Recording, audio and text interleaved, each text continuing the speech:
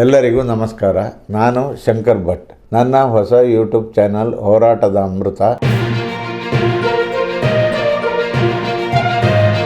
ಮಂಗಳೂರಿನ ಪಣಂಬೂರಿನಲ್ಲಿ ರಮಾನಾಥನ ಇಸ್ಪೀಟ್ ದಂಧೆ ಮತ್ತೆ ಶುರುವಾಗಿದೆ.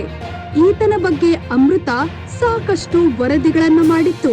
ಪರಿಣಾಮ ಈತನ ಇಸ್ಪೀಟ್ ಕ್ಲಬ್ ಮುಚ್ಚಲಾಗಿತ್ತು.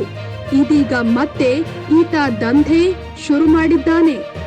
ಈತನ ಕ್ಲಬ್ನ ಹಿಂಭಾಗದಲ್ಲಿರುವ ಏರ್ಟೆಲ್ ಟವರ್ ಕೆಳಗೆ ಮತ್ತು ಮೀನಾ ಕಳ್ಯಾಗೆ ಹೋಗುವ ದಾರಿಯ ಎಡಬದಿಯ ಕಾಡಿನಲ್ಲಿ ಇಸ್ಪೀಟ್ ದಂಧೆ ಶುರು ಮಾಡಿದ್ದು, ಬೆಳಗ್ಗೆಯಿಂದ ರಾತ್ರಿಯವರೆಗೆ ಇಲ್ಲಿ ಜೂಜಾಟ ನಡೆಯುತ್ತೆ.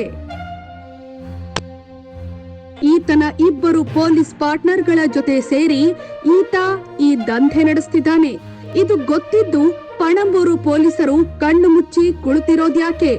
ಈತನ ವಿರುದ್ಧ ಗೂಂಡಾ ಕಾಯ್ದೆ ಹಾಕಿ ಬಂಧಿಸಬಾರದ್ಯಾಕೆ? ಪದೇ ಪದೇ ಈತ ದಂಧೆ ನಡೆಸ್ತಾ ಇದ್ರು, ಕಠಿಣ ಕ್ರಮ ಯಾಕಿಲ್ಲ? ಈ ಕೂಡಲೇ ಈತನ ಆಟಾಟೋಪಕ್ಕೆ ಬ್ರೇಕ್ ಹಾಕಿ ದಂಧೆಗೆ ಫುಲ್ ಸ್ಟಾಪ್ ಇಡಬೇಕಿದೆ. ಶೇರ್ ಮಾಡಿ, ಸಬ್ಸ್ಕ್ರೈಬರ್ ಆಗಿ, ಬೆಲ್ ಐಕನ್ ಅನ್ನು ಒತ್ತಲು ಮರೆಯದಿರಿ.